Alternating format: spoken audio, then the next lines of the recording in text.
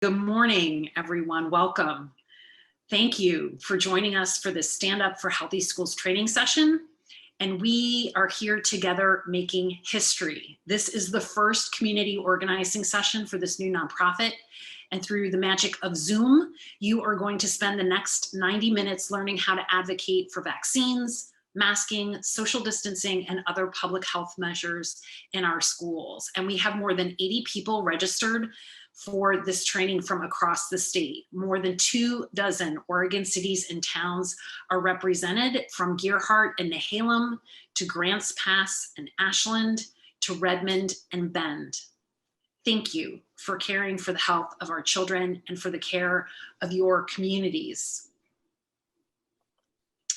You may be here because you're a parent. You may be here because you are a healthcare worker. You might be a community advocate. Or if you are like me, you are all three. I'm Wendy Lawton, and I'm a mom, a healthcare professional, and an elected member of the Fairview City Council. I've built a career on explaining and advocating for public education and public health and medicine as a newspaper reporter and as a communications professional and a fundraiser. I have covered hundreds of school board meetings, and I have worked alongside teachers, administrators, doctors, nurses, and biomedical scientists for 30 years. Before I left the Oregonian in 2003, where I covered both the education and the health beats, I wrote a story, front page story, about the rise in school vaccination exemptions and the accompanying rise in outbreaks of measles, whooping cough, and other preventable diseases across Oregon. Politically, I learned these families come from both the right and the left, often driven by misinformation and ideology. So I know that the anti-vax movement has been growing here, right here in Oregon, for a generation. So we have our work cut out for us. Here is what you can expect in the next hour and a half. You're going to get an overview of the political landscape from State Representative Rachel Prusak. We'll have a panel discussion and Q&A with school board members. You're going to get some training on how to tell your story from former Metro Councilor Rex Burkholder. You're going to get expert views from physicians, tips about engaging decision makers, and then clear next steps that you can take to raise your voice and keep our schools and our children safe. Some ground rules: tell us who you are. Please feel free to put your name and your community that you live in the chat. Everybody is on mute, so please put any questions that you have for speakers or any comments or anything that you want to share in the chat. And I believe that that chat button is going to be down at the bottom of your screen. I would also like to introduce our interpreter, Paul Riek, who is helping us reach more Oregonians with his services today. Paul, thank you, and welcome to our Spanish-speaking guests. And I am now pleased to introduce somebody that I really like and admire, Representative Rachel Prusak, a Democrat who represents residents of both Clackamas and Washington counties, including the cities of Tualatin and West Linn, in the Oregon House of Representatives. She is chair of the House Healthcare Committee. She's a nurse practitioner. And as a fellow Emerge Oregon sister, I know that she is really one of the hardest working public servants in Salem, and she's helped make record investments in public education, increase healthcare access, and pass life-saving common sense gun policy. Representative Prusak, I turn the floor over to you. So thank you so much for the invitation. I am honored to be here with every other esteemed guest on these panels. And I probably was invited because many know that one of my goals is to really move us from vaccine hesitancy to vaccine confidence. And I think that this group will be a great group to help with that goal. It's been really hard watching communities be fearful of a vaccine that will prevent so much suffering, to watch people feel that a risk of a virus that has killed so many is less than the risk of a vaccine that many people, millions of people have received, and high percentage of our physicians and our nurses, the trusted professions in our medical field. I was asked to paint a picture of what it's like inside the legislature during these public health fights that we have. So just a real quick history for those that may not know on the call.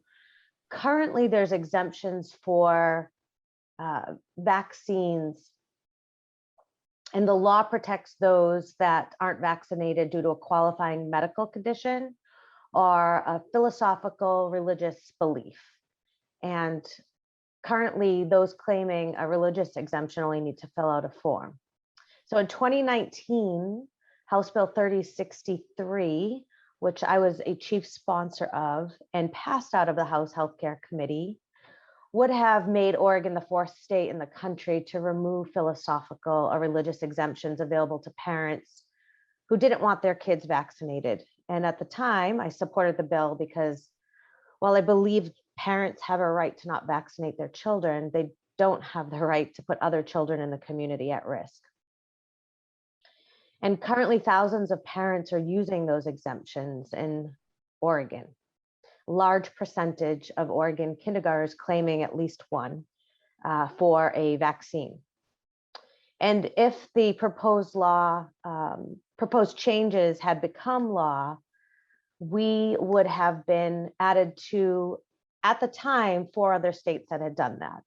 So the bill passed, as I mentioned, the House Healthcare Committee and off of the House floor, but when it got to the Senate, it was killed because of a walkout. And so in Oregon, we are a state that, due to our quorum laws, which another opportunity for us to use our voice outside of vaccine and public health will be about these quorum laws, hopefully on a ballot measure in November, but I'm not here to talk about that. But because of that walkout, to get the Republican senators back in, that bill died. And then we had a short session, and then we had our virtual session with COVID. And there were many people, me included, that knew that it was going to be a really hard challenge to pass a vaccine bill during a session where we were really trying to get people to understand and move from hesitancy to confidence. So, as mentioned, I've been able to lead on and pass public health bills that were about sensible gun violence prevention, like safe storage, but I haven't been able to pass a vaccine bill. And I've even been escorted out of town halls during the conversation around House Bill 3063. I have been attacked and needed to have cameras in my house. So I understand the fear of speaking up and engaging on the other side of this. While we are the majority voice, the vocal minority can really be scary. And so I think this is a really great place for all of us to support one another and find the best ways to support each other through it and speak up. So what I saw during the debate was a lot of misinformation at that time, and that's what continues now, which is why it makes it hard for us to pass policy. So there were people showing up to say they didn't want their children to get vaccinated for things like rashes. And I, having the medical experience of being a nurse for over 2 decades and a nurse practitioner over 10, would be able to meet with, and I met with everyone that wanted to meet with me who opposed the bill. And I would meet with everyone and really talk about what a side effect of a vaccine was, and then what actually getting the illness would cause. Some of the other things that I want to highlight in the minutes and the moments that I have this morning is how important it is for you all to share your voice. We as state representatives represent our constituents in Salem.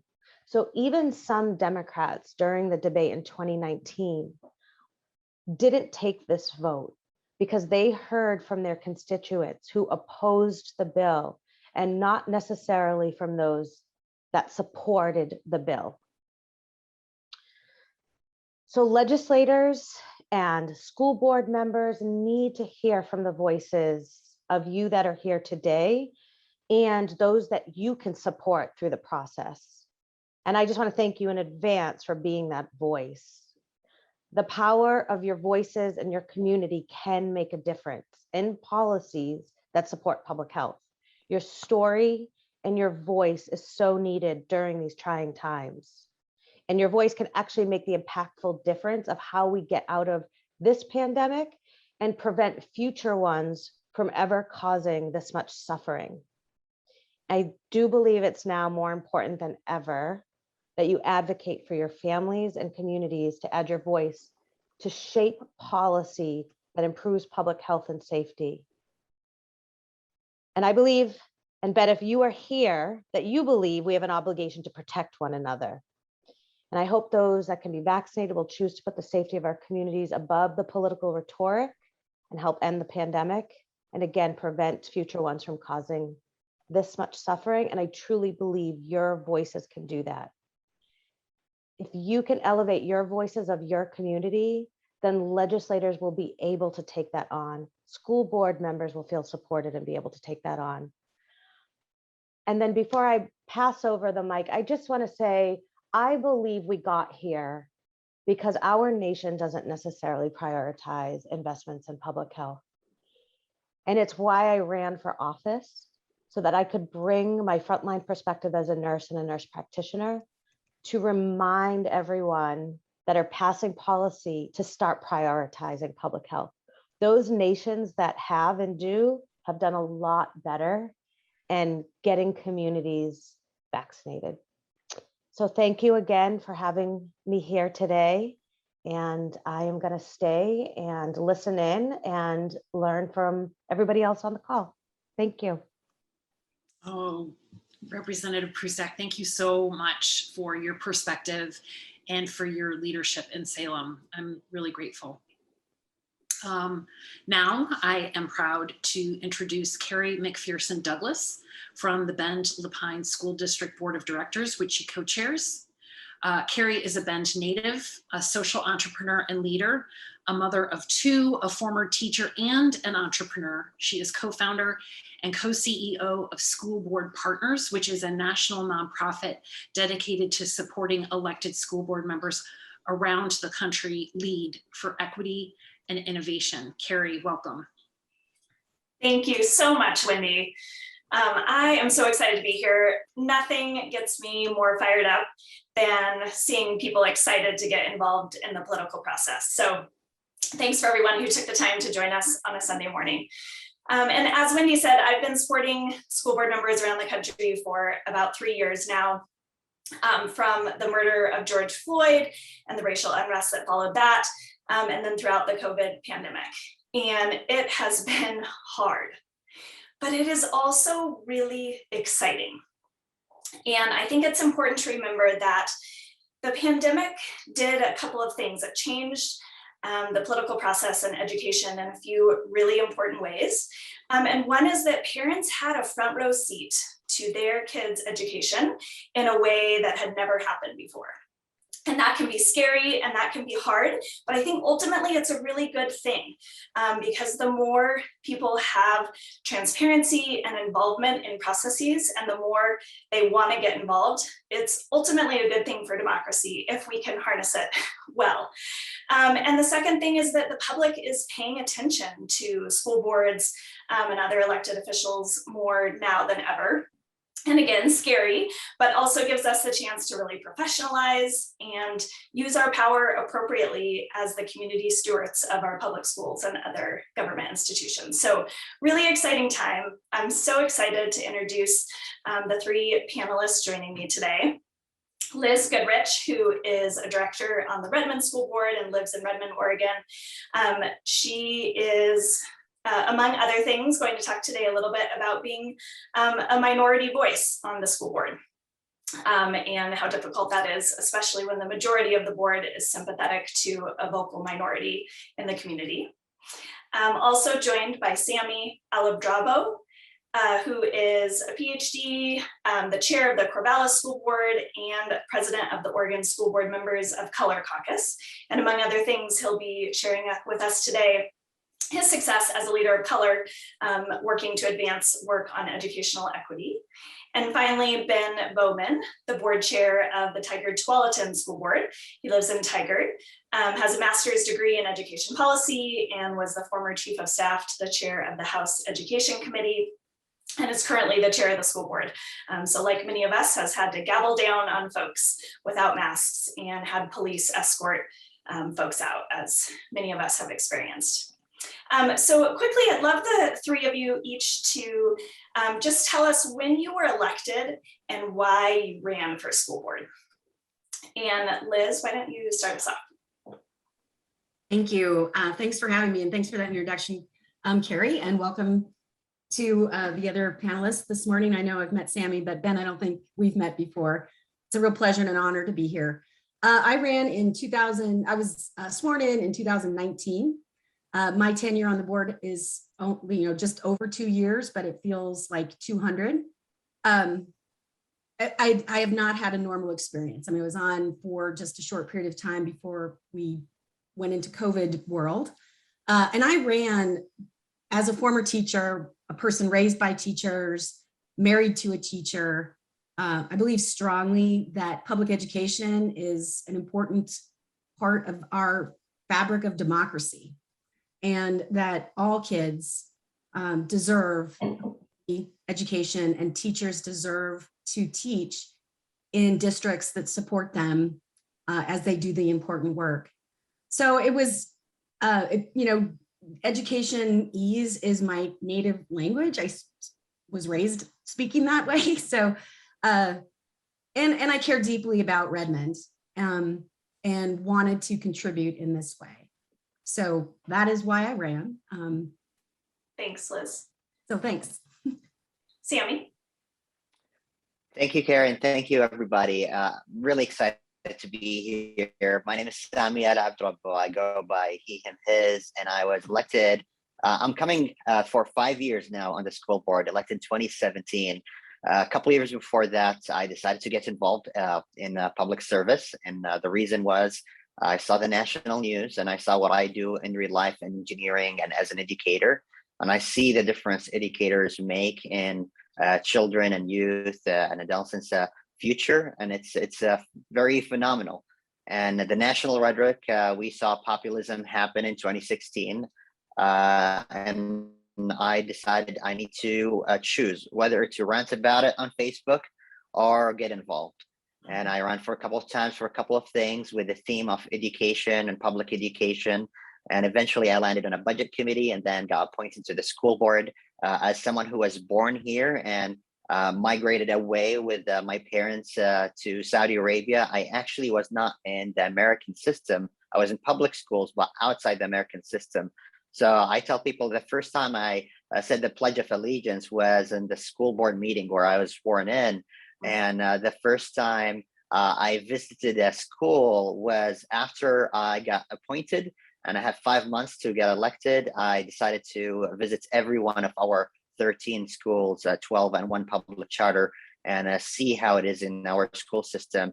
The purpose is, I know this is the cornerstone of our democracy. If we want to protect it, preserve it, we want to invest in all our public schools, support our parents to give a better future for the kids. The theme of what I do is what's best for the kids, or how Louis Armstrong says it better. I watch children, I hear them crying, I watch them grow, and they'll learn much better than I will ever know. And that's what I really believe in public system, is that they're gonna have a better education, better opportunity. They will learn and know more than what we will ever know. And that's where I'm in, and that's why I enjoy it. Thank you, Sami. And Ben, when were you elected and why did you run? Thank you, Carrie, and thanks for the opportunity to serve on this panel. I was elected in 2019 in a pre-COVID world, and I ran for a couple of reasons. One was I graduated from the school district, and it meant everything to me and unlocked almost all the opportunities I've had in my life. I can trace back to a teacher who believed in me or encouraged me to pursue a passion. And I identified a lot with what Liz was saying. I come from a family of educators. My dad's mom was my mom's English teacher. Then my mom became an English teacher. And so education's always been something I cared a lot about. But at the same time, 2019 was during the Trump administration. And we had a couple of school board members who were affiliated with President Trump and were pushing what I thought were harmful policies around sex ed, around transgender students, around not wanting to focus on racial justice and educational equity. And I thought it was really important to step up and try to bring a different perspective that I thought was more aligned with what was right and what the community agreed with. And then COVID hit, and it's been a couple years of a roller coaster. But I do think even during the hardest moments, I felt fortunate to have the opportunity to be in the position because the work is just so critical right now. Thank you so much. All right, so the way this is going to work is that I'm going to start off by asking the panel a couple of questions, and then we're hoping that attendees will start popping some questions into the chat window, and we'll try to take as many as we can. We're going to end this panel at about 11:45. So first off, I'd love to hear about a time when you received feedback from a constituent that you really thought was helpful. How was it delivered? Why was it helpful? Why did that particular example of advocacy work?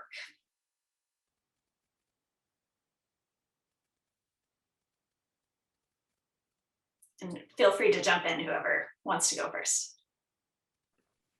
I'm happy to start. So for me, what I think, one thing to know about school board members is they get a ton of emails. The email inbox is just constantly being flooded, good, bad, ugly, complaints. Occasionally you'll get a nice thing. So I wouldn't suggest, not that you shouldn't ever email, there's circumstances that we might talk about, but for me, the ones I remember are when people have set up phone calls with me, or pre-COVID where we would get coffee, which I think probably that my colleagues would agree. We always try to say yes as much as possible to meeting with constituents. So having a phone conversation, explaining your relationship with the district, what your kids are doing, and really personalizing it. And also showing some curiosity about the person on the other side. Like, what are you interested in? Why did you run for the school board? Trying to get a two-way relationship going. And then staying in touch with that school board member. There's a person who reached out to me via phone about something not so great that he wasn't happy about, but maintained contact and used positive reinforcement when he was happy with things that we did. And we don't always agree, but that approach has struck me as the most lasting and meaningful that I've made so far. It's great, Ben. Thank you. I would add to that, Ben, 100% spot on. As we're getting more noise recently, especially from organized anti-vax campaigns across the state, I'm hearing from people outside the district. So if you could make sure to identify which neighborhood school you're in, or that you live in the district neighborhood, that will elevate you above so much noise that we're hearing so far. So that's something important, making it personal. Let people, school board members know that you're local if you've never been in touch with them, because right now, at least in some districts, we're hearing from a lot of people outside the district. There is a delicate balance of how to engage with school board members. And I want to have you have the situational awareness. What does a school board member do and what they don't do? Because sometimes it might land, unfortunately, not well from the school board member when they say, oh, I can't help you with that. It's not necessarily that they don't care, but maybe you framed it in a way outside their boundary of things they do. So what I would say the most effective times is when they talk to me about one of these four things. It's something around policy level. So we're not talking about operational.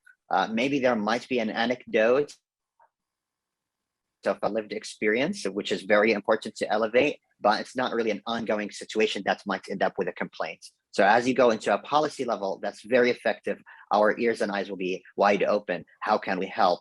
If it is about budgeting, advocating for more money from the state, that's another way of getting us really paying attention, because that's our role in terms of setting budgets overall for the district, rather than maybe a caseload for a certain position, which might be really a superintendent decision. And that gets me to the third thing, which is how the superintendent is doing, how the district overall is doing and performing.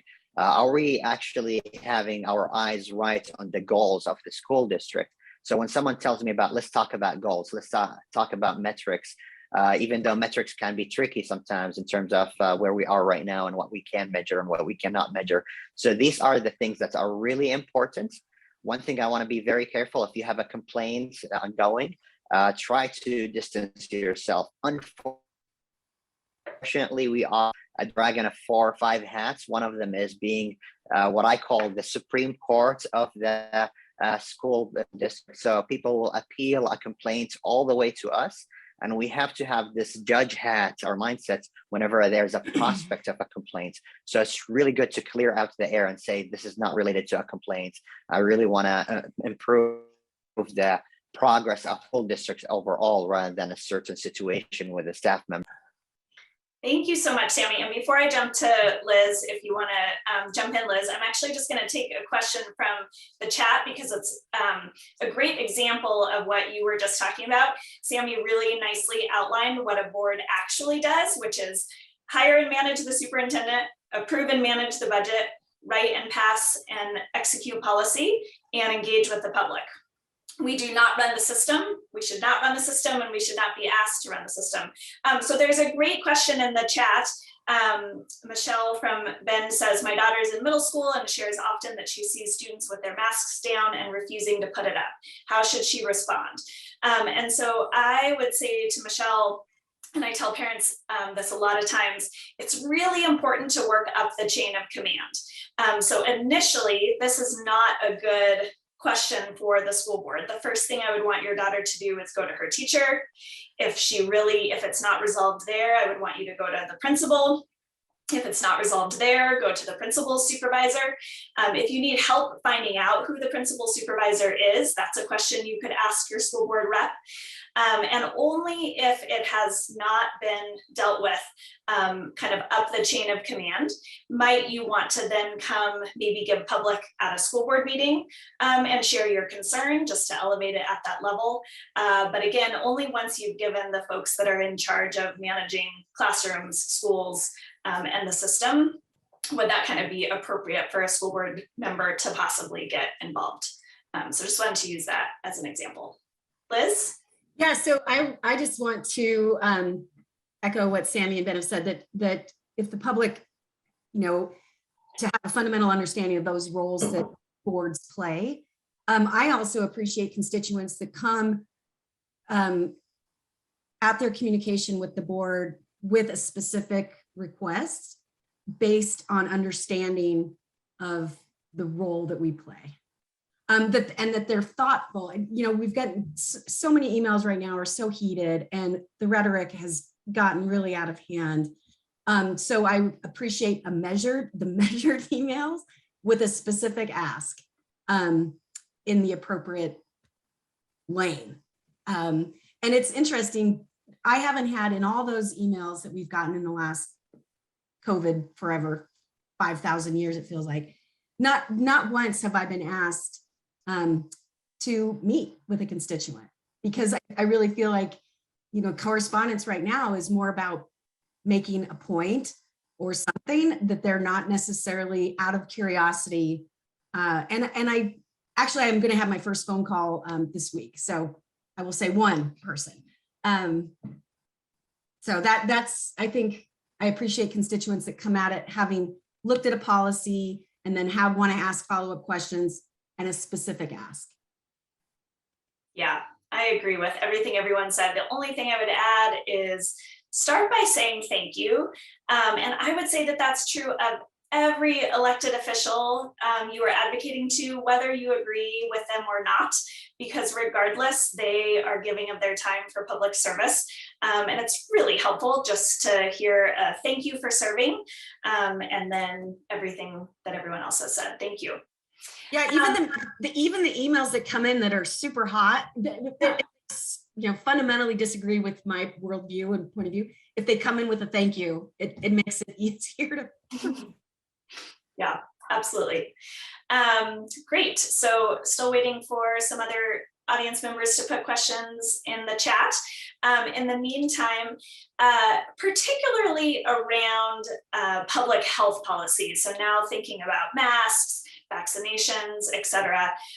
What do you think is the best way for constituents to advocate for strong public health policy in schools?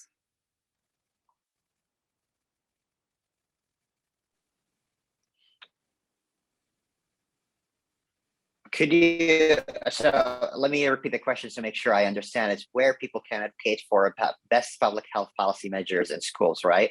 And now I can say it's easy and it's complicated. So we are in a situation now where school in general, they advocate for local control. It makes sense. Every school district is unique.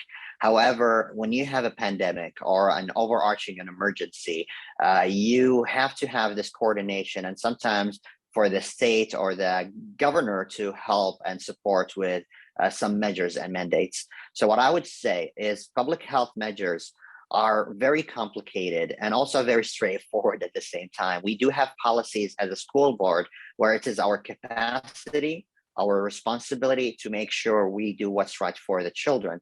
I would argue even requiring a vaccine is part of our responsibility. We already a list of vaccines. COVID-19 is not yet required by any Oregon school district. However, here is the complexity. There are a chain of command or jurisdiction. So if the governor says her legal authority, she asked OHA, Oregon Health Authority, to mandate things, we have to abide by it. The school board, all what we need to say is to say to the superintendent, follow the law, follow the mandates. That's the only thing we can do, because the governor has this authority to restrict or provide some public health measures. Another, personally, want to appreciate and thank Representative Prusek to highlight how the legislator role in terms of some public health measures that will help us all.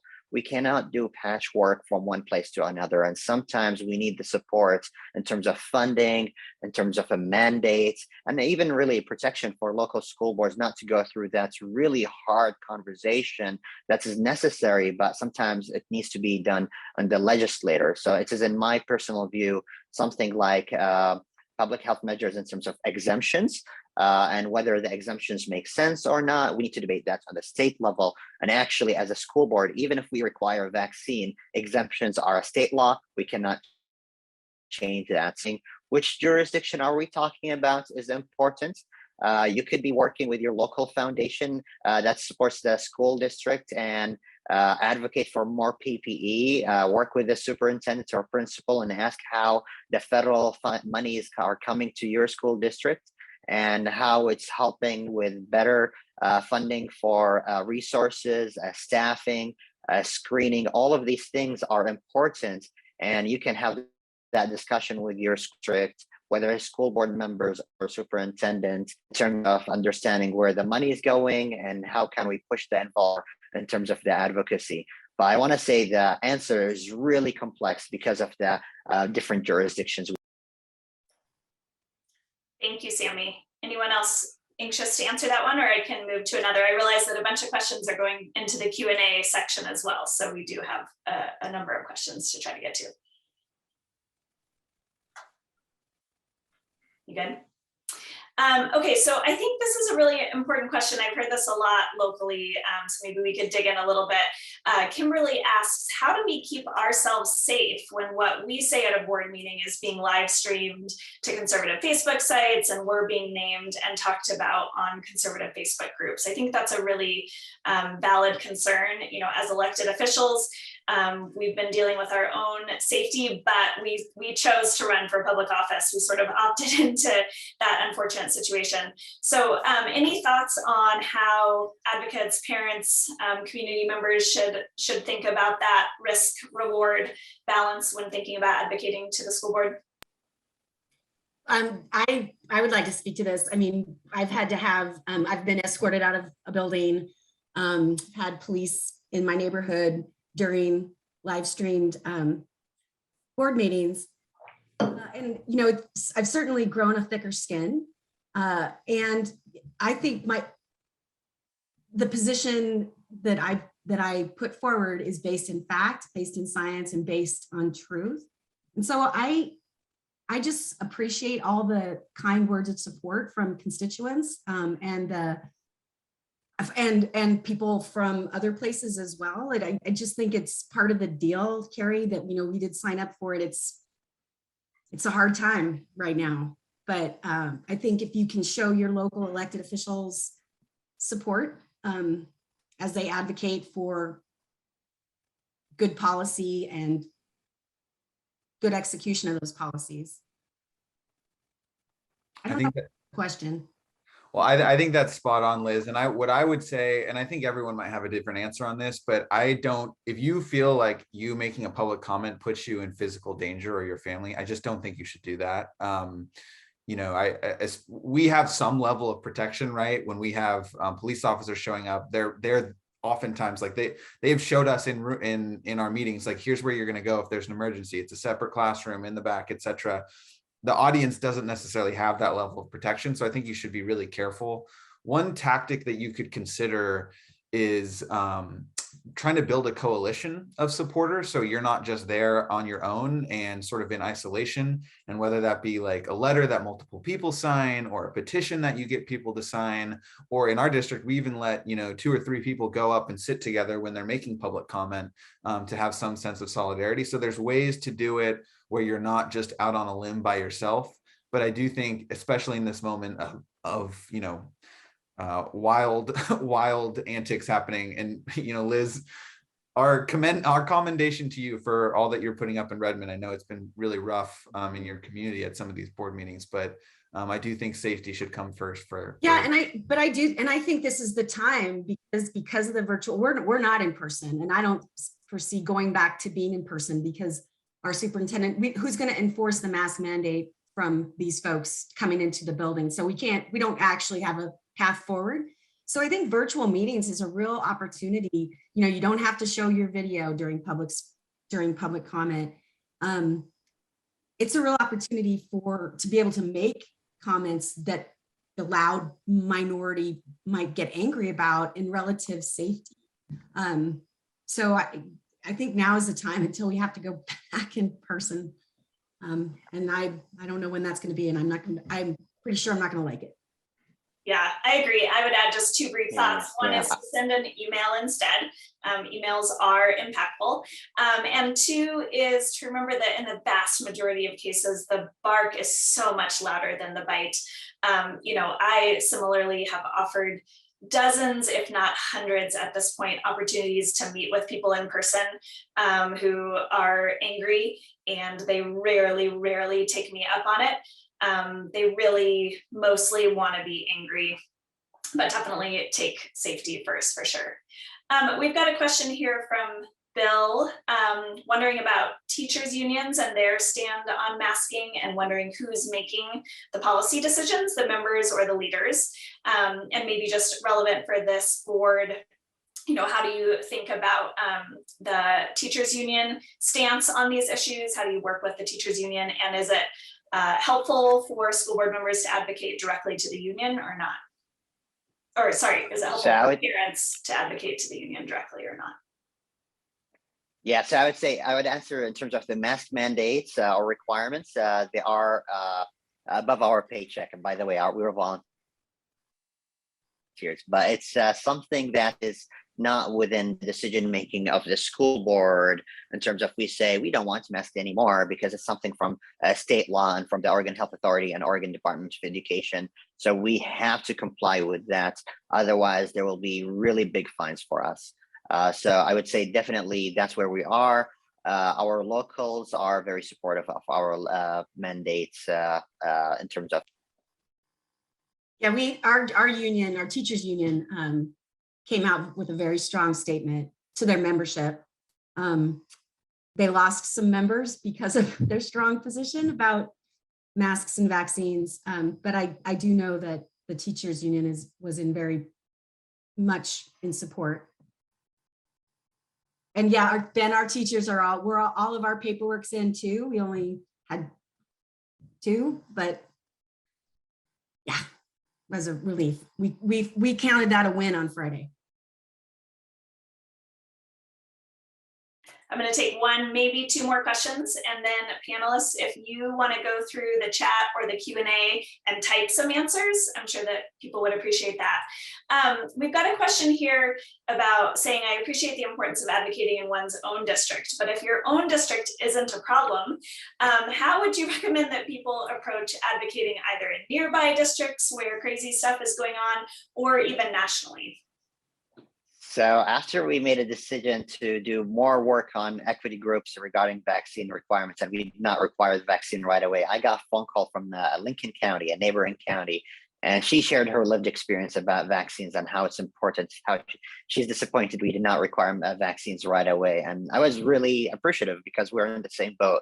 So sometimes phone calls directly to nearby school board members might be okay. We'll feel supported. That's good. But really what I think is more effective, work with the local community there.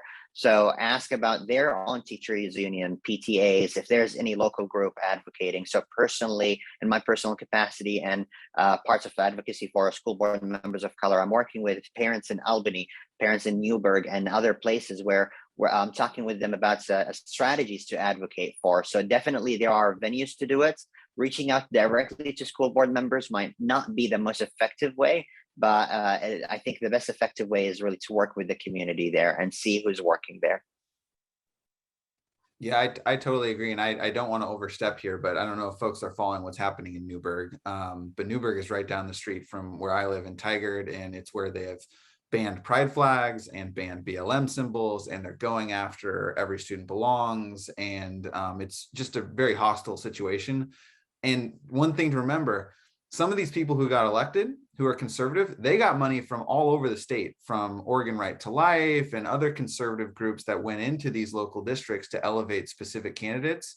And so I do think it is appropriate for folks who have a different perspective to support candidates in elections who are more aligned with their voice and their perspective. And in Newburgh, for example, there is a recall election against the board member who's been pushing this. So in my opinion, that is an appropriate way to be involved, is to support campaigns like that.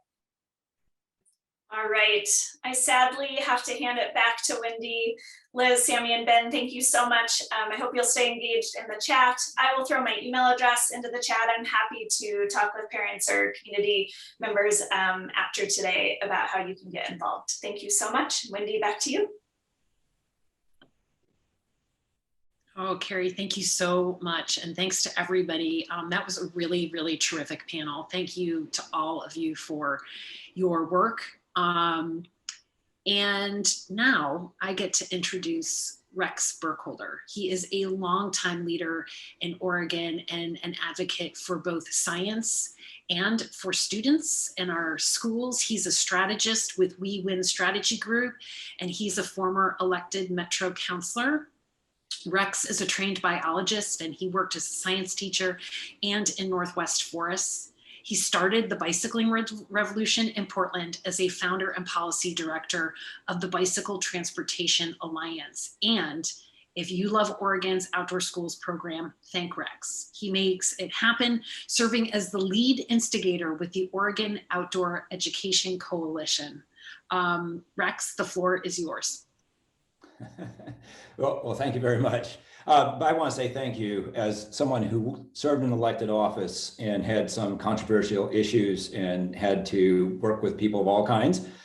I really appreciate the work you're doing. And I applaud for all the school board members out there doing the hard work.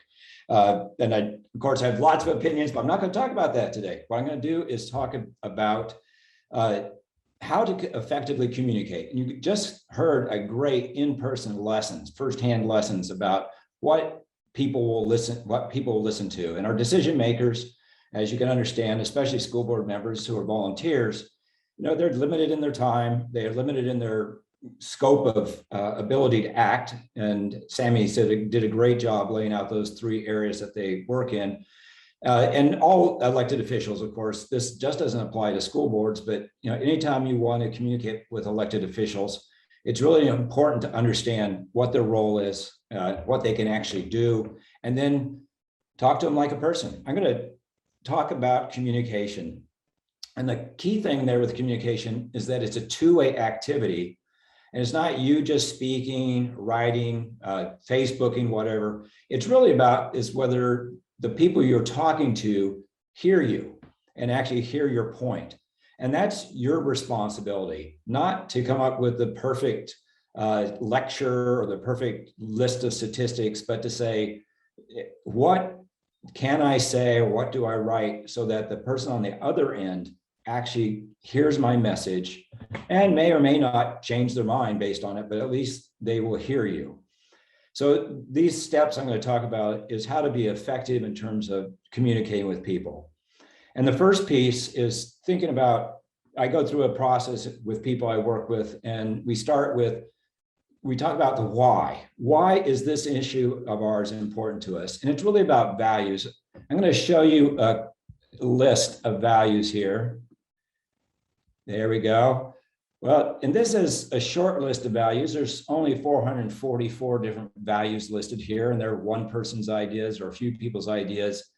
And the concept is there's all these things that we think about that are important to us, but some are really critically important, and some are, they're nice to have, or, these are other things we think about.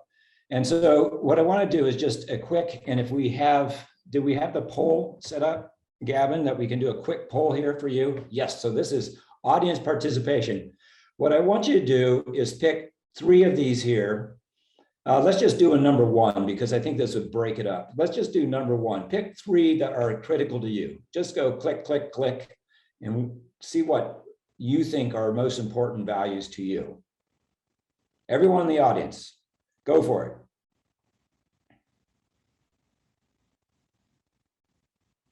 Rex, this is not a representative democracy because the host and the panelists can't vote. That's right. And I picked the 10 instead of 444. I only picked 10 there. And then I not seen anything happening. So let me know, Gavin or Nathaniel, if this is working or not. It's good science for preventing selection bias. And if it's not working, I'd like to keep moving, so I use our time. But if it's working, oh, you do have to like a vote true yourself. researcher, Nick. Okay, James Cook says we have to vote for both to get the heck off this page.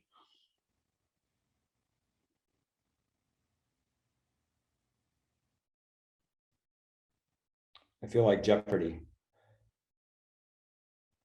I should have the little song going.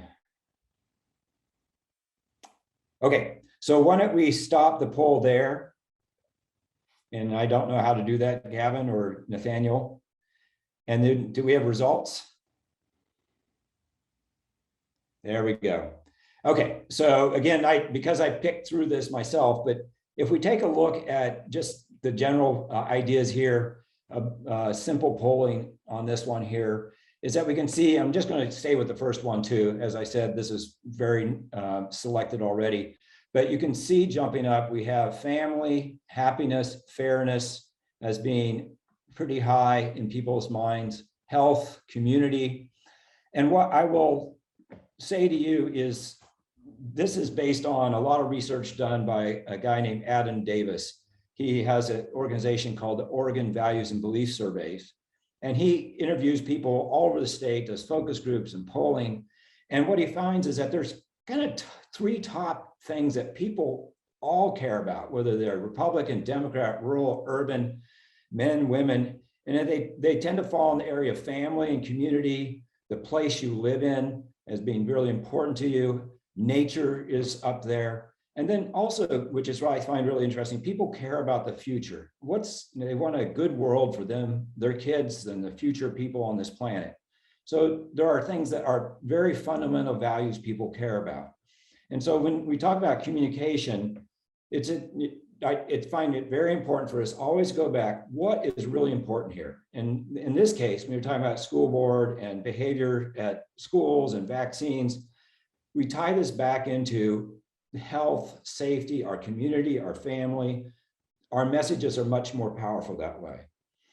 The second piece to talk about is about the how. In this case, it's a more operational value. So there's still values. So think about how you want to be treated, even by people you disagree with. What do you want? You want people to be respectful. You want them to be calm. You don't want to feel threatened, right? You want people to be honest. You don't want them to be lying to you to try to get you to do something. And same thing, you don't want to tell stories or give false statements or false statistics to try to convince someone to come to your side. You want them to, because that will always come out in the end, right? You want them to trust what you're telling them. So how you approach them, that respectfulness, the calmness, as you heard from our panelists, the first thing that happens when someone screams and yells at them, they just say, I don't want to hear you. So you want to have people listen to what you're saying. And then you start thinking about, what do you want to ask them for? And there's typically 3 asks we make, right? Keep doing what you're doing. We really love it. It's great. Keep going. Stop what you're doing. We don't like it. It's threatening something important to us. It's going to affect my family. It's going to affect my security. Stop that. Change your policy. Do something. Don't do that. And the third one is, well, let's do something different, because what we're doing is not working as well as we hope it would be. It's not furthering our shared goals, is what you want to come back to. What are those values that you want to achieve together as a community? And so again, the 3, keep doing what you're doing, stop doing what you're doing, and then let's do something different because we think it can be better. And again, coming back, tie those asks that you have. And when you do this, and the challenge here is to do this in a 3-minute testimony, right? To get all this down, is tie back. I'm asking you to do this or not do something because this will have the most beneficial impact from our community. And let me tell you why. And this is the critical component, is to use your personal stories. And I believe I heard a couple people say it. How does this affect you? How does it affect your children? How does it affect your community? The grandparents that share your home with you, and the children go to school and they need to come back without being infected. Facts and statistics, a couple are nice, but really it's about who we are as people. What do we want to accomplish? What are we trying to make? What kind of world are we trying to create? And you are there to work with the people you're speaking to make those things happen. So I'm going to stop there. So general communication, we are going to have information available. We'll have it in the package. We'll send you answers to the questions that we have. We're going to include some information. And Nathaniel actually will be talking about specifically good ideas about effective testimony. And we'll have that information available for you as well. But thank you very much for the time. I hope that was helpful. Oh, it was. Rex, thank you so much. Thank you. It's a lot of really good advice, and I'm glad that there's going to be some follow-up in an email that you will soon receive. But for now, I'm going to introduce Dr. Riek Hassan. Dr. Hassan is a resident of Clackamas and is not only a medical doctor, but also holds a master's degree in public health. He's a pediatrician at Oregon Pediatrics and also a volunteer with Boost Oregon, where he educates healthcare providers and community members about COVID vaccines. He's going to talk today about the impact of COVID on healthcare in Oregon. When asked why he's excited to be here, he said, "The only way through this pandemic is through education and knowledge, and I'm happy to contribute what I can." Welcome, Dr. Hassan. Thank you so much, Wendy, for the introduction. And thanks everyone for being here today. It's really refreshing to see so many people actively involved in trying to make a positive difference and aware of some of the challenges that we're facing and trying to figure out the solutions to those challenges. So I have just a few slides I'm going to go through here. I'm going to try to give a sense of the current state of COVID and my experience with it as a pediatrician in clinic, as well as I think some things to be mindful of when we're talking about COVID and the vaccine. So right now, I'm sure everyone's heard of the Delta strain. That is the most prevalent strain in the country, as well as in Oregon. I think it was back at the beginning of June, it accounted for 5% of cases. And by the end of that month, it was up to 95% of cases. So this is a much more infectious strain, 2 to 3 times more infectious than the original, and causing a lot more breakthrough cases in vaccinated people as well. But even with that, unvaccinated people are getting significantly sicker, constituting the vast majority of cases. 73% of cases in the first week of October were unvaccinated. Something like 90% or well over 90% of people in hospitals and ICUs right now are unvaccinated COVID patients. As of last month, or no, that's 3 days ago, our hospitals are have less than 10% of all staff hospital beds available. So we're getting very close to capacity in many hospitals. This graph, I think, does a really good job of depicting exactly what we're seeing right now. So we really do have two pandemics. You see this green line of fully vaccinated people, hardly any of them are being hospitalized, whereas this blue line constitutes the vast majority of hospitalized patients right now. And those are unvaccinated people. So the impact on the healthcare system, pretty straightforward. Our hospital beds are filling up, our medical providers are getting burned out, and we're getting very short-staffed for many reasons. One is because we just are reaching our capacity. Two is because we have a lot of healthcare providers who we're losing because of their refusal to get vaccines in the face of vaccine mandates, which I think really illustrates the point that doctors and healthcare providers are just like the rest of us. We're all human. They're not super smart. They don't know everything, and they're just as prone to misinformation and logical fallacies and just bad thinking as everyone else. And it's just the nature of being human. And then, of course, another cause of short staffing is the burnout. People are just leaving healthcare because seeking alternate jobs because it's just really challenging to deal with a lot of this illness and just vitriol day in and day out. This is a brief graph of the COVID pandemic in Oregon since January 2020. The US in particular is what's been called a roller coaster country in response to the pandemic. We've had just a wide array of changing policies in the last year and a half, almost 2 years. And the result has been the up and downs of many peaks of COVID in that time. We've done a very poor job of containing the pandemic compared to many other developed industrialized countries. And you can see very clearly how our policies and actions really are the drivers of whether we see more COVID cases or not. So this first mark, this red star at the beginning, you can see that we had the stay-at-home orders and we had a very slow plateauing. Didn't really see much rise of cases at that point. And then we started the phased reopening.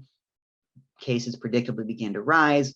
We had a mask mandate shortly after cases kind of leveled off again. And then the school year began last year in 2020, and you can see the predictable, just huge spike in cases. And then we had what we thought would be our ticket out of the pandemic and eventually will be, which was the vaccine becoming available. And that just led to this huge drop in cases. But then those vaccination rates dropped off. We had the early spring surge. And then again, at the end here, move my face out of the way so I can actually see this whole thing. Then, in the summer, we had this most recent surge after we relaxed masks requirements and social distancing requirements, which led to the peak in August and September, which we're finally starting to come down from. So where we are now, really that all illustrates why some of these current policies are in place and why they're needed. We have these requirements for masks in schools and K-12 classes, as well as mandatory vaccination of caregivers and staff in those settings. Important things to remember is this is not a requirement for pre-K and daycare. So a lot of patients I work with have been asking me, how do I, make sure my kiddo is safe in a pre-K or daycare setting? We have to remember that really it's up to that individual institution still. But these actions have been strongly endorsed and recommended by the Oregon Pediatric Society and Oregon Academy of Family Physicians. This is another illustration of why these kinds of measures like social distancing and masking and vaccination are important. This is the map of the US in 2018-2019 flu season with levels of flu activity throughout the country. Flu is a really good example of what happens when the human brain is just kind of allowed to do its own thing. Flu kills tens of thousands of people every year in the country and sickens millions and hospitalizes hundreds of thousands. And it's not newsworthy. No one, we have 50% of the country doesn't get the flu vaccine each year.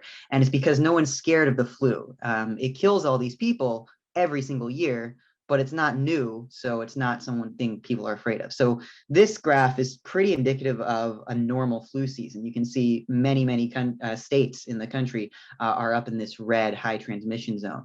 And then you have last year, this was the actual graph from February 2021 of flu season. We had almost no cases. And it's entirely because we were taking precautions to limit the spread of respiratory pathogens, mainly COVID, but we also saw this reduction in flu cases. This really does work. If you put on a mask and if you socially distance and you just have responsible action publicly, we can really drastically prevent the spread of communicable diseases. So this does work, and it works with COVID as well. It's just that COVID is a lot more infectious. This graph depicts the process of acquiring herd immunity, which is the way we will one day end the pandemic if we ever do. This top picture is a good representation of January 2020. Everyone is blue, meaning they have no immunity and they're healthy. And then a few people get sick. Those are the red people. And then they spread that infection to everyone around them, and you have widespread COVID. That's what we saw in early 2020 and what we've been seeing the last 18 months, just all of these peaks where a few people go and expose a bunch of other people nearby who don't have any protection, and you get a lot of infection. Then you get to a point where you get into this middle picture where some people get immunized or have either natural or vaccine-mediated immunity, and they're more resistant to infection. When this is just a few people, it doesn't really do anything other than protect those individual people, because you can see there's still enough susceptible hosts around infected persons to spread the disease. This bottom picture is where we're trying to get to, where you don't necessarily have everyone immune, but there's enough people immune that if there's someone infected in the community, most of the people nearby will not be able to transmit infection, so you don't get widespread virus replication. We aren't there yet. We were potentially getting close, but then with Delta, we now have a much higher threshold for immunity because it's so much more contagious and because of breakthrough cases. But this is what we have to keep in mind in terms of the big picture. We need to get more people immunized or we're not going to stop the spread. So talking about vaccines, I'm going to briefly go through a few of these facts that I think people should know, and I'm happy to talk more about this if there's time or if people want to email afterwards. But basically, things that I think everyone should be aware of. The vaccine for COVID provides still almost perfect protection from severe disease from all known variants of COVID. So, I mentioned you're more likely to get sick with the Delta variant than you were with the original, even if you are vaccinated. But you still have good protection, 60 to 80%. But what's important to remember is that you still have close to 100% protection from severe illness, even from Delta, which is why some health experts are saying we don't really even need these third doses, these booster shots, because they will help reduce transmission, but you already are pretty well protected, very well protected against hospitalization or other severe illness. Also important to know, the vaccine manufacturing process went through the normal steps it always does. A lot of people are concerned because it came out so quickly, but no steps were skipped. The reason it came out, there's many reasons we were able to make it quickly. The biggest one is there were just money. We had billions of dollars and public and political willpower. And when you have that, you can really make a lot of medical miracles happen. There is no risk for long-term side effects. People have this concern because the vaccines are new, but we can very confidently say there's no risk that would be even comparable to any kind of risk from COVID, which does have long-term side effects.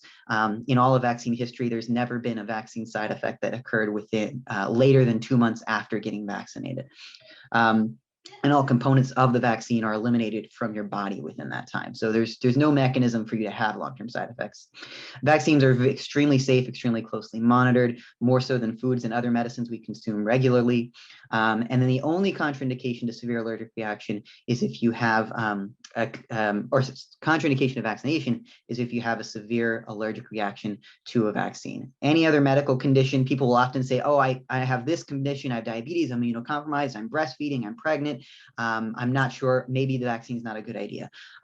Those are all incorrect. Those are all reasons that you're more inclined, it's more important to get a vaccine because you are more at risk for COVID, not at risk from the vaccine. So those are the brief facts I think people should be aware of. But what I really like to touch on is that you shouldn't really be relying on those facts. As was said earlier, people do not change their mind because of facts. They change their mind because of emotional responses. We are emotional decision makers. Every single one of us humans are completely irrational creatures, and there's a whole lot of data showing that none of us make decisions logically. We make emotional decisions, and then we rationalize those decisions with facts that we cherry pick after the fact. And this is true of people in this group as much as it is of people who are anti-vaccine or vaccine hesitant. So you have to start by convincing people that you care about their health. You believe that they're trying to stay healthy and safe, which they are. And then you find out what they believe, what their closely held beliefs are, the values that were listed earlier. Those are the kind of things that people respond well to. So figure out what's actually driving their decision-making and speak to those beliefs. Make a personal connection and focus on that. So, the steps you want to use succinctly. So listen first, empathize with what they've said, and then ask permission to educate. Don't just go and give people facts. Ask, hey, is it okay if I share some things that I found helpful in my decision making, or that that are important to me, or that other people have found helpful? And that's a really good screening question, because if people say no to that, then you can pretty much say, okay, well, this is not going to be, you're not a person I'm going to be able to change the mind of, so we shouldn't really bother having a conversation that'll probably be toxic. Most people will be willing to listen to information and give you permission to educate them when you ask that way. And then you can provide some answers and guidance. You don't want to tell people what to do.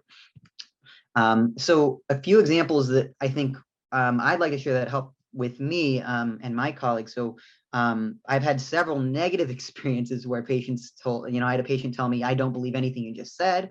I had a patient tell me, nothing you can talk, I'm not going to get vaccinated, and nothing you'll tell me will change my mind. And those were great responses to let me know that, okay, this is a person who's, kind of rude, but also like not someone who I should really bother trying to talk with. It's just going to make both of our days worse. On the other hand, I had several patients who said, I don't really know. I'm not really sure. I'm kind of scared of it. I don't think I want to do it, but they were willing to learn more. One patient that changed their mind about vaccinating was one of my colleagues' patients. My colleague is pregnant right now, and the patient said to her, well, this is kind of a personal decision for me. It doesn't really affect anyone else. And she's actually, it does. Hospital beds are filling up, ICU beds are filling up. And the more people are sick with COVID, the more likely it is that if I have some medical complication in my pregnancy, then I might not have a hospital bed. I might not be able to be in a hospital to deliver my baby. And that was a personal, emotional story of how this patient's decision really affected the person she knew, her doctor. And she, after that, said, oh, that makes a lot of sense. And by the end of the conversation, decided to vaccinate. It wasn't, giving all the facts of like, this is why you're wrong, this is why it's safe, this is the data. It was that personal connection that made the difference. In another instance, I had a patient's father who had told me that he didn't want to get the vaccine, and he was very frustrated by the vaccine mandates. He worked for the state and was going to have to choose between losing his job and getting the vaccine. And he was saying we might have to even move out of state. He said, I don't think anyone has the right to tell me what I can do with my body, and I think this is completely unfair. And instead of pointing out, well, do you think it's unfair that you aren't vaccinating people and 30 people are dying every day in the state because of your decision not to vaccinate? Which is true, but not helpful. So I didn't say that. I said, I can see this is a really hard decision for you. I agree. It is unfair that you're having to, make this choice, which is true. It's not a choice anyone should have to make, but we're in a hard position in society where, there are no fair choices for anybody. And I said, is there any way that we can support you as a clinic? Is there anything I can do to help you? Do you need help finding a new job? Do you need any kind of financial assistance? We can provide those things. Also, if you are interested, if you'd like, I can talk to you about the COVID vaccine and help you feel more comfortable with that decision, if that would be useful. And he was very appreciative of that. He said he didn't want to really talk more about COVID then, but he did say, I do appreciate that. That really means a lot. Maybe in a few weeks, that'll be something we can talk about, because we will have to make the decision and it might be easier than moving. So, my expectation wasn't to change his mind. It was just to provide support, and to try to build a relationship that maybe could lead to a better decision one day. So bottom line is you want to stay cool, stay calm when you're talking to resistant people, refer them to evidence-based sources if they're ready to hear them, and know when to walk away. Like I said, some people you don't want to talk to about this. You're just going to ruin your day and theirs, or maybe not theirs, but at least yours. And it's not going to help. So shake it off and remember the big picture. We are the majority of people. We are protected, and the people we are vaccinating are protected. So we don't have to have that same fear that we used to have about getting sick, which is good.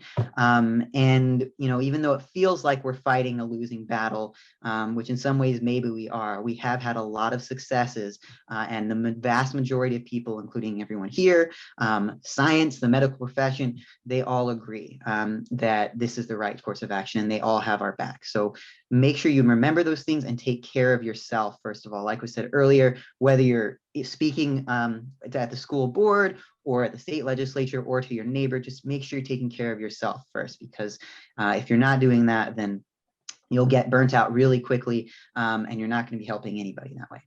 So that's everything I had to share. I hope it was helpful, and I'm happy if anyone has questions later to answer those in the chat. Oh, thank you so much, Dr. Hassan. That was an awesome presentation. I actually learned a lot, and I'm following you and Boost Oregon now on Twitter. So thank you. Thank you.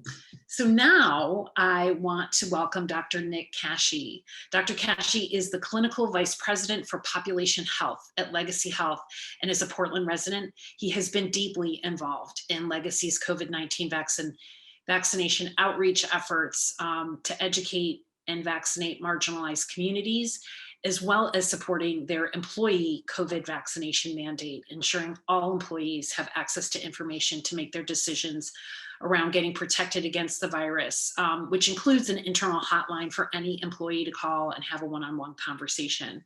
Here is why he said he's excited to be here. He said, my wife is an educator, and I've seen how important it is for kids to be together in school safely. Vaccination is how we get there. Welcome, Dr. Kashey. Thank you so much. I think I'd like to start off by emphasizing, so I'm going to share some facts and just some of the science around the common concerns that people raise and a lot of the kind of pushback that people in this wonderful advocacy group will probably run into. But I really want to kind of emphasize that these are kind of, this data and facts are not the club to kind of beat people over the head with, and really emphasizes Dr. Hassan's kind of message of the things I'm going to present today are really kind of the surgical instrument to pick very selectively only in the right instance and time, because the real hard work is really understanding what somebody's internal motivation is or where their pushback or concerns or questions are coming from, and spending all the time, 80% or 90% of the time has to be spent asking and listening and exploring why people feel the way they do, rather than just talking at them, because like everyone else is saying, that's like running your head into a brick wall. I'll have to say personally, I've had to work on that over the course of this pandemic. I see patients up in St. Helens. Saw somebody in the chat from St. Helens, shout out to St. Helens. Honestly, like I have very quickly had to adjust my approach. Just like Dr. Hassan was saying, I had a kind of quick screening question of, in the beginning, I tried to kind of just talk to everyone and was like literally like running headfirst into a brick wall emotionally all day, and it was not sustainable. So in terms of that personal wellness, I think it is that's a really important kind of skill to hone. And also to remember, nobody wakes up in the morning and says, I'm going to be super obstructionist and I'm going to try to make the world a worse place for everyone, right? Like that's not where people come from. And I think it's really important in these conversations to acknowledge that every single person is trying to make the right decision for themselves and try to do the right personal thing for their sense of their community. And people come from a lot of different communities in this state. There's a lot of interesting social pressures and dynamics within those communities. So I'll share a story. One of my patients who I did convince to get a vaccine, the main thing that got her to get that vaccine was I had to convince her or help her understand that we weren't going to send any automated letters or phone calls, because she was mostly afraid of her sister, whom she lived with as an elderly lady, lived with her sister. And she was terrified that if her sister found out, her sister was a vehemently anti-vax, if she found out that was way worse than anything that could possibly happen with the vaccine. So once we kind of cleared out our whole process, and so, yep, you can come back and get your second dose. Your sister does not need to find out. That was all it took, right? So digging into those whys is really how you're going to help turn people and understand and help make those individual ones. I think it's also just want to put out there, and this is a whole topic in and of itself, but in working in marginalized communities, to really how important it is to acknowledge that structural racism exists in medicine and healthcare, all the history in many of the communities of color. Putting that on the table is really important, especially, I mean, for a kind of cis white guy like me. I think making those acknowledgements of those concerns and fears is an important step in the process. And I will also just emphasize the I statement. I do really strongly believe in the I statement of like, this is what helped me. This is what helped me make my decision for myself and let other people make theirs. All right, so to jump into the slides, and for some reason, there we go. Let me jump in. So I'm hoping those slides are showing. So these are a couple of topics we're going to go through in terms of common pushbacks that you'll run into in this process. Natural immunity. So a lot of people are kind of leaning on natural immunity or hoping that natural immunity will be enough to get them through this process. COVID does provide some natural immunity, but we don't know nearly as much about the course, the length, and the degree of protection that we see from natural immunity as opposed to vaccination. The study that, and this evidence-based piece that I lean on a lot in some of these conversations is that there was an important study that compared reinfection after having the real deal COVID against a breakthrough infection after vaccination, and there showed twice as many reinfections through natural immunity as in the breakthrough cases through vaccines. And so I will share these slides. There's links in a lot of these slides to those original articles and some of those kind of data sources. So we'll make sure we get those to you for your reference if you need to use them for future. There's also data, and I couldn't find the link, but I know I've seen some data that there is people have had, there's a lot of people who also say, well, I did have it, I don't need to get the vaccine. And we do see that there is extremely strong, so that really kind of in a way, the best immunity is people who did actually originally have it and then got their vaccine afterwards. It is still also some people early in the disease or early in the pandemic, we were asking people who had real COVID to wait. And that was more of a supply-demand issue when vaccines were still really scarce. We kind of prioritized people who hadn't had anything. But ever since the vaccines became more widely available, as soon as you're done with your isolation period after having real COVID, if somebody does unfortunately have it and thankfully recovers, they can still go get their vaccine as soon as they're done with their isolation period. The long-term side effects, and Dr. Hassan touched on some of this already, but vaccines don't stay in your body for more than a few weeks, right? Your immune system actually tears them apart. That's kind of the whole point, is that the vaccine teaches your immune system how to recognize something. And in that process, it's essentially chewed up.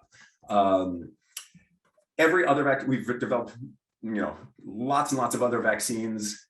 If there's going to be an issue, it's seen it'll show up in those first 6 to 8 weeks. And again, there's some documents from the CDC that kind of go into some detail on some of those previous ones. Anecdotally, the last one I remember was the rotavirus vaccine, the first rotavirus vaccine that came out in the 90s, which again, very similarly, very quickly was identified as having some problems. These vaccines have been on the market long enough and in people's bodies for long enough. I mean, over 1.5 years at this point.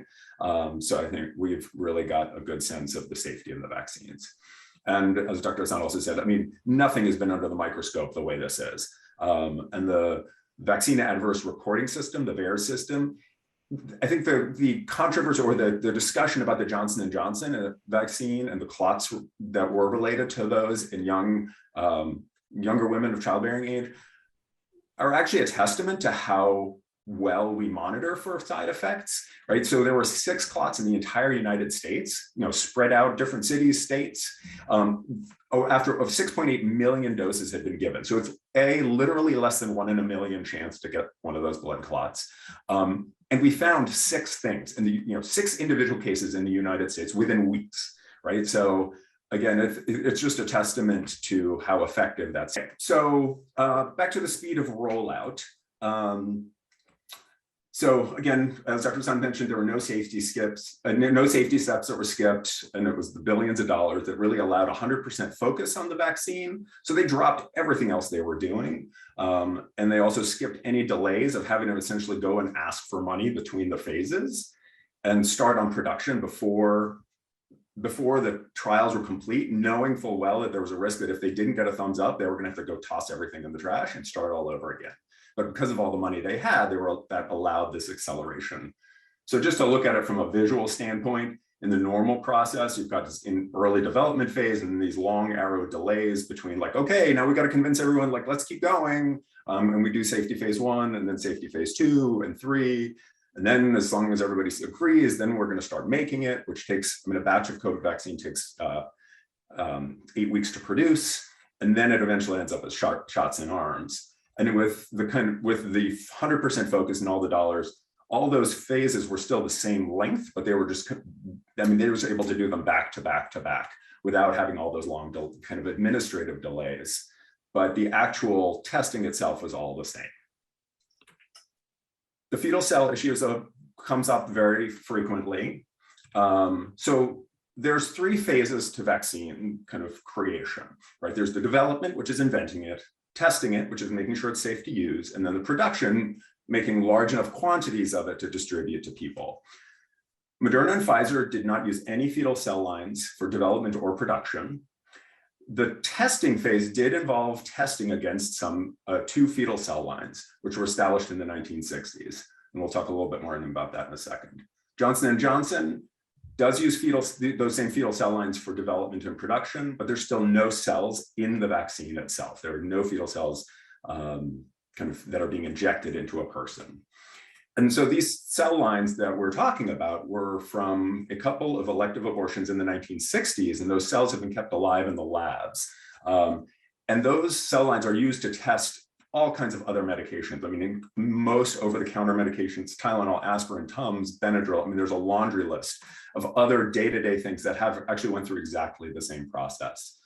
So the Catholic Church has endorsed the vaccines. Most pro-life organizations have endorsed the vaccines. So that's kind of the stand, that's where fetal cells fall in. The DNA question, so a lot of people ask about changing the DNA. And so I'm gonna geek out for a second, get a little technical, because it is complicated, but your body uses messenger RNA every day to express your genetic code. So if you take a normal healthy cell, our cells all have DNA in them. They also have a thing called a ribosome, which is basically like a protein factory.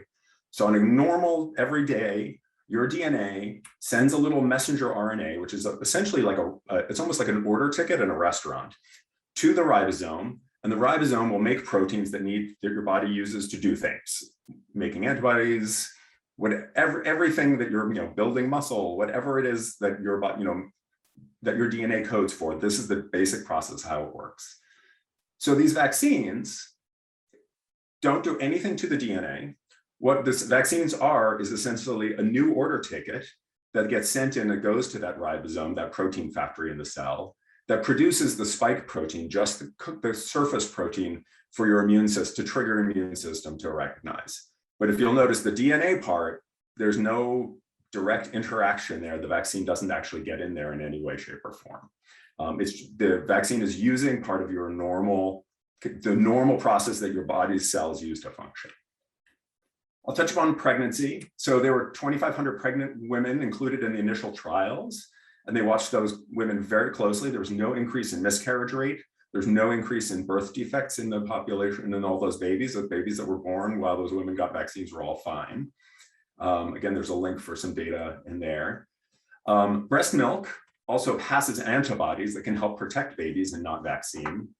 It doesn't, so we know the vaccine doesn't transmit, but the protective antibodies do, which is why it's actually really helpful for the babies to get vaccinated.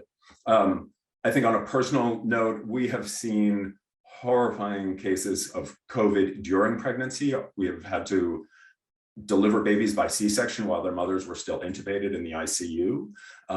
There have been fetal demises. I mean, I can't even begin to express the dangers of COVID during pregnancy. And the stories are absolutely heartbreaking. So some people say, well, we've been back in school and everything's going okay. Why do we, we've got masks, some people say, well, why aren't the masks enough? Why isn't spacing out enough? And that's where I like to use this slide about the kind of Swiss cheese model, is that there's nothing as perfect. And the more layers we add to protect, vaccination isn't 100%, masks aren't 100%, and we can be honest about that. Hand washing isn't 100%, but if we layer all these things in place, that's how we get to a strong kind of protective effect on those in terms of the spread of the disease. And we'll run through my last couple ones. So the other question is, there have been some stories recently, especially out of a study in Massachusetts, where there was an outbreak amongst a lot of vaccinated people, where a lot of people have kind of latched onto the fact that people who are vaccinated who get an infection still have a very high viral load. And so there's the kind of thought there is like, well, if it's not really doing anything. So it comes back to the basic math of that there's still far fewer infections in vaccinated people than there are in unvaccinated people. The other part is that unvaccinated people are still at far higher risk of hospitalization and death. And having that study measured viral load, but it didn't necessarily measure infectiousness. And there's newer data that's actually starting to suggest that that same viral load in a vaccinated person still isn't going to pass on. It's different than it is in an unvaccinated patient, because that virus is actually covered in antibodies, which the other one isn't. And so it doesn't necessarily behave the same. So leaning too heavily on that Providence study is not really scientifically sound. And there's still more research to be done to figure that out. And that's it. Sorry, I think I might have gone a little over time, but. That's okay. That was a really terrific presentation. I think that was probably one of the best descriptions of how messenger RNA works that I've ever seen. So thank you so much. I really appreciate it. And we are now going to wrap it up with one last speaker, and that is Nathaniel Applefield. Nathaniel is the lead consultant and the operations director with We Win Strategy Group, which is based in Portland. Nathaniel has over 17 years of experience in political organizing, issue advocacy, and legislative campaigns. He is fiercely committed to the protection of in-person public school instruction, and he is here to talk about collective power and how to address government bodies. Nathaniel, take it away. Thank you so much, Wendy. I am so excited, and I want all of you to be excited as well, because there's a huge group of you, and with your numbers, there is absolutely power. Congratulations, you have taken maybe the first significant step to really making change happen in your community and in our state. Many of you are organizers, and this isn't your first step, and thank you so much for coming today. But for many of you, this is a first step, and every little step we take, when we take it together, has power. Don't get confused. Way too many people think that power lies in the hands of politicians, or it lies in the hands of lobbyists, or it lies in the hands of major corporations who have a whole ton of money and they can disproportionately make their voice heard. While some power absolutely lies in those entities and with those people, the truth is that power has always lied and will always lie in the hands of the people who stick together, who stand up together, and who organize to make their voices heard together. Power exists in this group of people right here today who have decided to join this meeting to take that first step to making change in your communities. And that is absolutely more powerful than any amount of money, than any lobbyist, than any politician will ever have. The Margaret Mead quote that you've all heard is absolutely true. Never think that a small group of people can't change the world, because it is absolutely the only thing that ever has. So we have a ton of people here today. We've got over 44 people right now on this webinar. And if everybody who is here today decided to recruit just 2 people to join this cause, we would have another 80 people. And if those two people each recruited another 2 people, we would have another 160. And if all of those people, that's nearly 300 people, decided to do the same thing together in unison on message, that would be very powerful. Imagine if all of those people decided to say, yes, we're going to show up at the state capitol on the same day to talk to our representatives. That is a game-changing kind of action, and that is exactly what organizing is and what organizing does for folks. So I'm going to start a really quick poll, because my question for you is, what will you do? What will you do from here? Because this is not the end of your story in organizing around this issue. This is merely the beginning. So answer the poll. Let us know what it is that you are willing to do from here. Will you write or email your local school board? Are you willing to show up and testify at your local school board? Will you recruit just 2 people to join this cause? These are simple and easy steps you can take.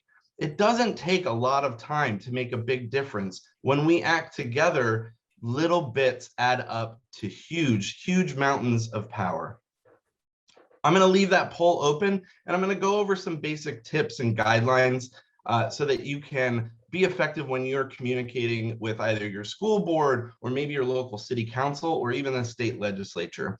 We are going to send a follow-up resources out this week. So if you wanted to get some of this stuff, you will get it. And if you're not taking notes, don't worry about it. You will get it later. So the first thing that I think it's important to do when you're talking to elected bodies is address that body with respect. If you are addressing a school board or a legislative committee, you want to address the chair and members of the committee, which sounds a lot like Chair Prusak, members of the committee. Then identify yourself. My name is Nathaniel. I'm a concerned citizen. Identify yourself as a constituent or voter in the district. I am a voter in your district, or I am a voter in this school board, this jurisdiction. Give your reason for making your contact. If it's an email, state your reason right after identifying yourself. I'm reaching out because I wanted to thank you for promoting good, healthy schools policies in our schools to keep our kids safe, or whatever it is. Only 1 to 2 things. You want to keep it short and concise. Share your personal story. Rex talked about this. It's really important that you connect where you're coming from and your perspective with the issue that you're talking about. Many times, and I believe Dr. Hassan touched on this, when people are presented with facts that dispute their very closely held beliefs, they entrench. That does not work. But people cannot refute your personal story and your perspective and why you are doing what you're doing. And so telling your story is really important. Make it personal and connect the effect that the issue has had on you and potentially your family. Connect it to the core values that Rex talked about. Connect it to those values of family, community. We all want a better future for ourselves and for our children. Make a clear ask. This is really important. You want to be asking folks to do one or potentially two things and not more. You want to, as Riek said, say, I'm supporting what you're doing great. Nope, I don't like it. I'm asking you to go the other direction, or we've got to do something different. And we're asking for you to consider this other new way. Also, thanking those who are in elected office is really powerful. You don't want to just be communicating with electeds when you're telling them they're not doing something right. You want to be able to communicate them and when they're doing something completely right and say, you're doing a great job. Please keep it up. I appreciate you. A couple of notes on safety, and this has come up a lot with this issue. First, you really have to set your own level of involvement. This is really important. You have to consider where you're at in your community, where your family is. Do what is necessary to keep yourself and your family safe. That is number one. Many times, if you are giving testimony in front of a school board, we've been told that you can just use your first name and last initial. If you're doing that on Zoom, you don't have to use your video. So there are some safety steps that local boards have been taking that will protect you. But I have to say, do not be afraid. Our opposition on this issue absolutely wants you to be scared. They want you to be thinking, I am going to get hurt by just speaking up. And that is really, really awful. Don't let them win. I believe more than one person said, essentially, their bark is louder than their bite. Carrie Douglass absolutely said that. And I think that that is right. This is how bullies work. They want to make you afraid of just speaking up and making your voice heard. And that is terrible and awful. And you should not let them. There is absolutely power in numbers.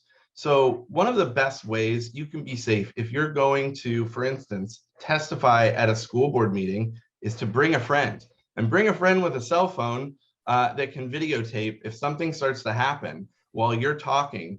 Video evidence can be really, really great, and it can absolutely protect you.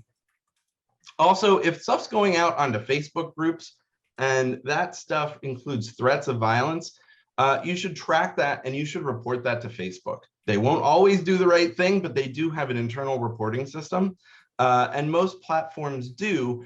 And if it violates the terms of their service, and many of the actions that folks are taking to intimidate people are violating the terms of their service, you should report them and you should get some amount of justice on that.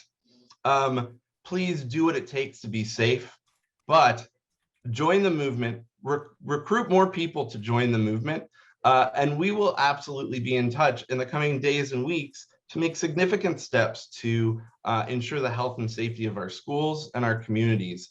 I am really feeling very positive about the number of people who have come today to step up to make their voices heard and take the next step too. I'm so happy that you're all here today. I really feel like this is an amazing group of people, and in this group of people comes amazing power. I want to thank all of our panelists and speakers for doing such an amazing job. I want to thank you, Wendy, for being our wonderful MC. Thank you. I really appreciate it. I will give it back to you to wrap up. Great, Nathaniel, thank you so much. I am really energized and educated after this call, and I'm so grateful for you and for all of the speakers and participants. In the next couple of weeks, you all will get an email with links to resources and some of the presentations that you saw here today. And I hope that these tools will really help propel your activism. You're also going to get a follow-up call next month to see what you've done and see if you have any questions or concerns. So I am calling you to action. Please attend your local school board meeting. Testify if you can in support of public health measures, and thank your school board, your teachers, and your district administrators in any way that is comfortable for you, through emails, personal letters, letters to the editor, or on social media. And I just wanted to end with two thoughts. We are the majority. most Oregon adults are vaccinated for COVID-19, and most Oregonians, polls show, support school immunizations, masking, and other public health measures that are designed to protect our children, our teachers, and keep our schools open. And I think the other thing that I just want to underscore is your actions really will make a difference. As an elected official, I can tell you that every email, every phone call, every piece of public testimony matters. Your school board member may disagree with you, but your opinion holds great weight. You can help frame a conversation, change minds, and votes. You can and you will make a difference. I promise. If enough of us act, if enough of us speak up in support of public health and public education, we will drown out the voices of anti-vaxxers. We will win. So thank you so much. I think that's it. I appreciate you guys being here.